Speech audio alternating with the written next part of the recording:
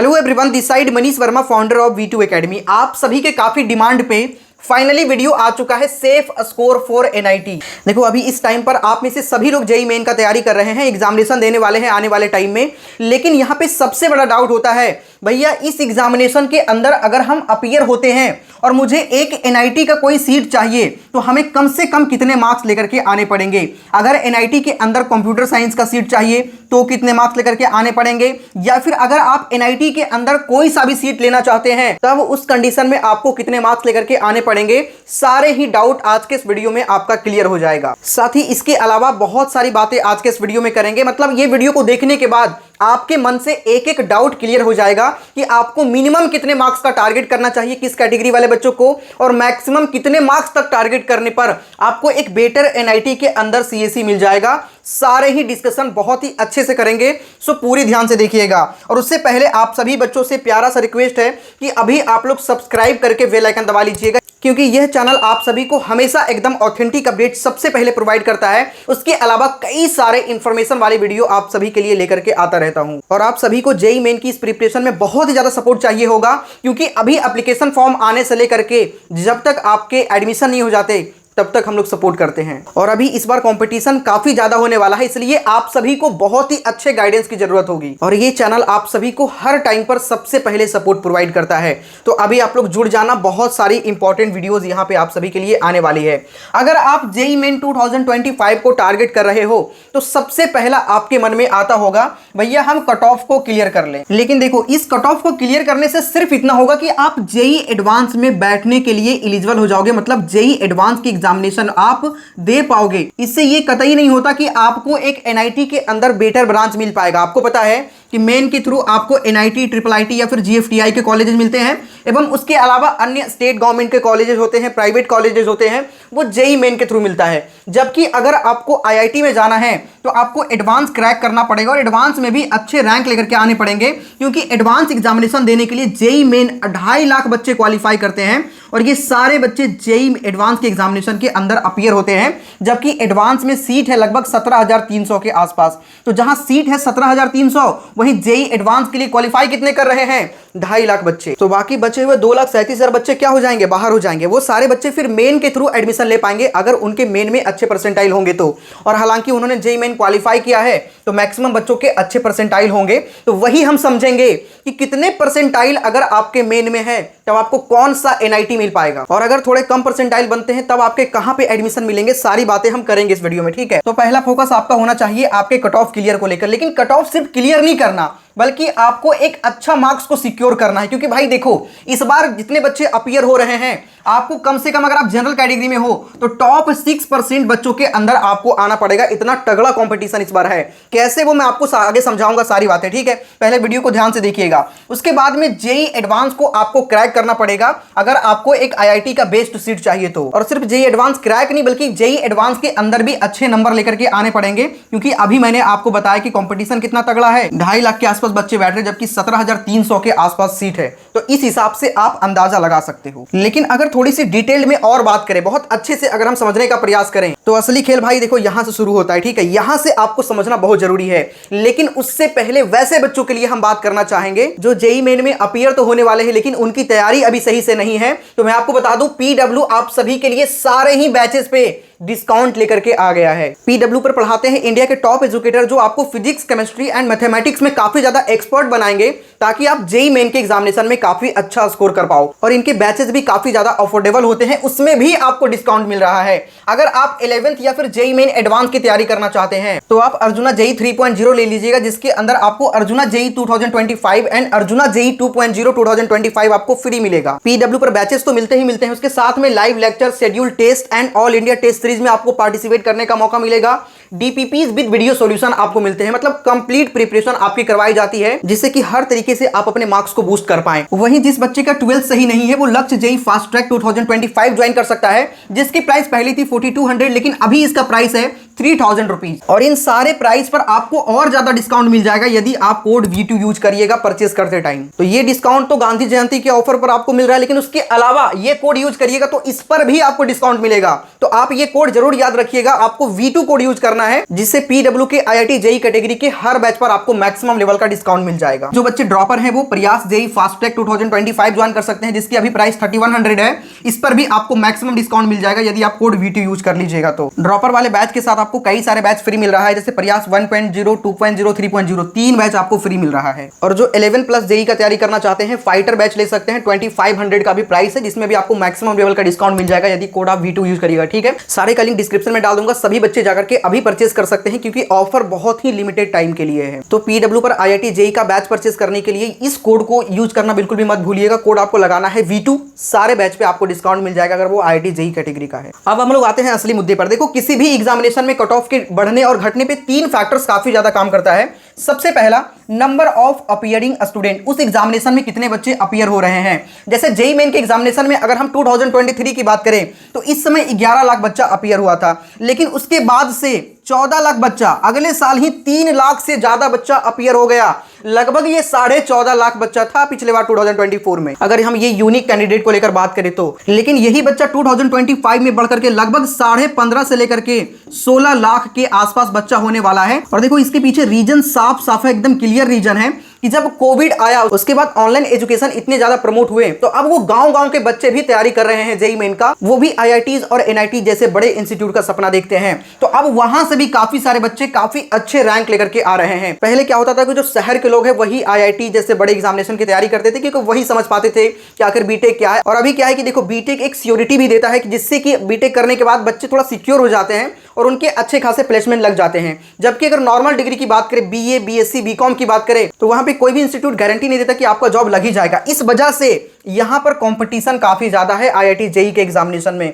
दूसरा डिपेंड करता है डिफिकल्टी लेवल ऑफ पेपर क्या कुछ रहता है। अगर पेपर बहुत इजी आ जाएंगे तो ज्यादा स्कोर करने वाले की संख्या ज्यादा हो जाएगा, जिस वजह से आपके कट ऑफ जो है वो इंक्रीज हो जाएंगे।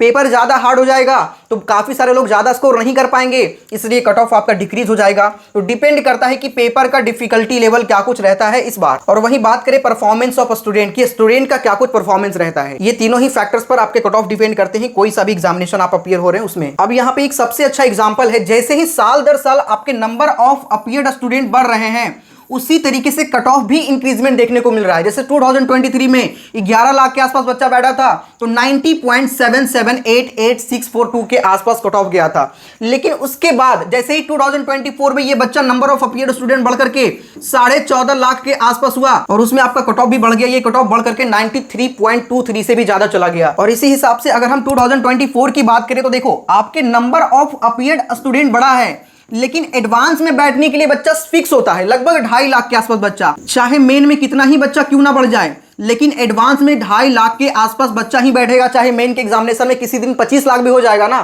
तो इसके अंदर 2.5 लाख के आसपास ही बच्चा बैठेगा। इसी वजह से कट ऑफ का इंक्रीजमेंट होता है। तो 2025 का आफ्टर कैलकुलेशन आप समझ सकते हैं 94.5 परसेंटाइल जा सकता है जनरल कैटेगरी का कट ऑफ। ठीक है, उसके बाद में EWS कैटेगरी का लगभग आप इसे 84.5 परसेंटाइल मानकर चलो, क्योंकि नंबर ऑफ अपीयर्ड स्टूडेंट जो है OBC कैटेगरी और EWS कैटेगरी में थोड़ा सा इंक्रीजमेंट ज्यादा हो रहा है। ठीक है, वहीं अगर हम बात करें 79.67 गया था OBC NCL का कट ऑफ, इसे इस बार 82.5 आप मानकर चलो, कम से कम इतने परसेंटाइल आपको लेकर के आने पड़ेंगे।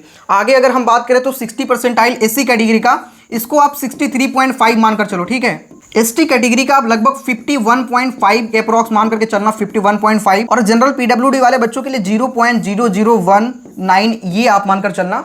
ये कट ऑफ आपके रह सकते हैं इस बार 2025 के अंदर, जैसा कि आपके इस बार कट ऑफ का अनुमान लगाया जा रहा है। ठीक है, अब इस कंपटीशन का अंदाजा यहाँ पे थोड़ा सा ज्यादा लग पाएगा आपको मार्क्स वर्सेस परसेंटाइल वाला सीन में। ठीक है, यहाँ पे कुछ इंपॉर्टेंट पॉइंट बताएंगे जो कि आपके लिए काफी ज्यादा कारगर होगा, थोड़ा ध्यान से समझना। ठीक है, 2023 का ये मार्क्स वर्सेस परसेंटाइल रहा, 2024 का ये रहा है। उसमें भी 2 अटेम्प्ट में एग्जामिनेशन कंडक्ट किया गया, सबसे पहला जनवरी और दूसरा अप्रैल। जनवरी अटेम्प्ट में नंबर ऑफ अपीयर्ड स्टूडेंट थोड़े कम होते हैं, इसलिए यहाँ पे कट ऑफ का आपको इंपैक्ट दिख रहा होगा इस चीज का। नंबर ऑफ अपीयर्ड स्टूडेंट कम होंगे तो कम मार्क्स पर आपके अच्छे परसेंटाइल बन जाएंगे। जैसे अगर मान के चले 99 परसेंटाइल जनवरी सेशन में आप देख सकते हैं 189 पे बन रहा है, वहीं 11 नंबर का इंक्रीजमेंट हो गया 200 मार्क्स। अगर हम सबसे लो मार्क्स को लेकर बात करें, सबसे हार्ड शिफ्ट की बात करें तो 155 पे बना था, वहीं यहां पे आप अगर देखें तो 161। इसी तरीके से आपको दोनों ही अटेम्प्ट के अंदर इंक्रीजमेंट देखने को मिलेगा। 2023 और 2024 का कंपैरिजन करें तो 2024 का पेपर थोड़ा सा इजी आया था और नंबर ऑफ अपीयर्ड स्टूडेंट भी बढ़ गया था, जिस वजह से यहां पे देख सकते हैं 99 प्लस परसेंटाइल जनवरी अटेम्प्ट में लगभग 155 के आसपास बन रहा है। वहीं यहां पे कितना पे बन रहा है, लगभग 152 के पास। लेकिन वहीं हाईएस्ट मार्क्स अगर आप देखेंगे तो 189 पे बन रहा है, जबकि यहां पे 236 मार्क्स पर 99 प्लस परसेंटाइल बने हैं, क्योंकि पेपर इजी आया था और पेपर इजी आने के साथ साथ नंबर ऑफ अपीयर्ड स्टूडेंट भी बढ़ा था। वहीं अगर हम अप्रैल अटेम्प्ट को लेकर बात करें तो यहां पे 200 मार्क्स पर आपके 99 प्लस परसेंटाइल बन जा रहा था 2023 तक। आप यहां पे देख पा रहे हैं कोई सा भी ऐसा शिफ्ट नहीं है जिसमें 200 नंबर से ज्यादा पर 99 प्लस परसेंटाइल बना है। लेकिन यहां पे आप देख सकते हैं 99 प्लस परसेंटाइल करने के लिए मिनिमम आपके 186 नंबर लेकर के आने पड़ रहे थे अगर पेपर बहुत हार्ड है तो। लेकिन वहीं पेपर इजी आ गया तो 236 नंबर तक भी चला जा रहा था, लगभग 36 मार्क्स का गैप। और ये छोटा मोटा गैप नहीं भाई, बहुत बड़ा गैप है, लगभग 9 क्वेश्चन का गैप। उसी तरीके से लास्ट ईयर 98 परसेंटाइल के लिए मैक्सिमम 214 नंबर लेकर के आने पड़ रहे थे, 97 परसेंटाइल के लिए 196 नंबर लेकर के आने पड़ रहे थे। 2024 में 97 परसेंटाइल के लिए 196 मार्क्स, जबकि यहां पे 200 मार्क्स पे 99 प्लस परसेंटाइल बन रहा था। इस तरीके का इंक्रीजमेंट हुआ है इस बार के जो आपके कॉम्पिटिशन लेवल है उसके अंदर। अगर हम आगे बात करें तो आप ये मार्क्स कम से कम टारगेट करके चलना, कितना मार्क्स टारगेट करना वो मैं आपको आगे बताता हूं।